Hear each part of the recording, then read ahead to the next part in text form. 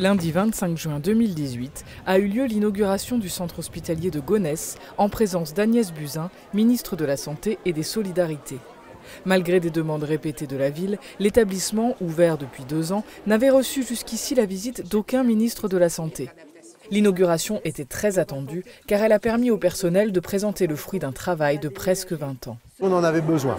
On en avait besoin parce que ça fait 2 ans qu'on a ouvert. Et le fait que la ministre soit venue, voilà, ça a concrétisé tout le travail qui a été fait depuis 2 ans. Vos nouveaux locaux ont d'ailleurs permis d'améliorer les conditions d'accueil et de prise en charge des patients, de réorganiser des services, de fluidifier les parcours et j'ai pu le voir lors de ma visite. Vous êtes donc emblématique de ce que doit être notre service hospitalier de demain. Le nouvel hôpital bénéficie d'équipements plus modernes. IRM et scanners neufs, chambres individuelles ou encore services de soins de suite gériatrique permettent d'accueillir les patients dans de meilleures conditions. Cette inauguration était avant tout un moyen d'interpeller la ministre sur les multiples difficultés que rencontre le Val d'Oise en matière de soins. L'hôpital peine à recruter du personnel médical et paramédical et le département souffre d'une désertification de la médecine de ville.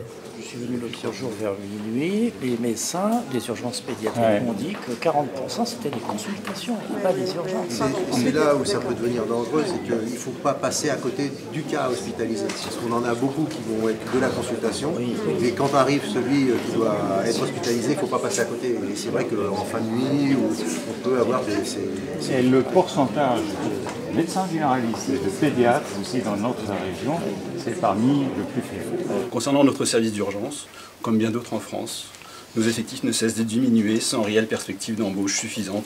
Nos interrogations portent sur l'attractivité médicale ou comment faire pour que les praticiens puissent passer de l'autre côté du périphérique. Je pense que c'est vraiment quelque chose d'important. Et les internes. Et les internes. Je peux témoigner de la détresse des soignants. Il y a des départs ou des envies de partir, elles ont été exprimées tout à l'heure, pourquoi se le cacher?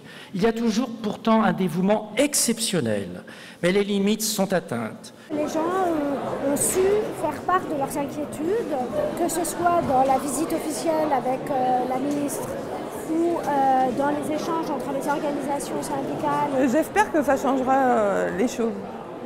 J'espère. La question du groupement hospitalier de territoire a également été abordée. L'Agence régionale de santé a jumelé Gonesse avec Saint-Denis, 2 territoires socialement défavorisés. On ne comprend pas pourquoi on nous a mariés de façon forcée avec Saint-Denis. Ça ne marche pas. Ce sont des territoires où la population s'est beaucoup appauvrie, où il y a des pathologies particulières qui font que ce sont les mêmes réalités. Il n'y a pas de complémentarité réelle. Donc, il faut repenser cela. Le périmètre n'est pas le bon.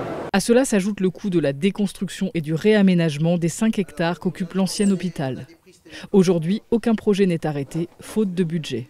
Des besoins que les syndicats ont eux aussi tenté de faire entendre lors d'une réunion le même jour avec le directeur adjoint du cabinet ministériel.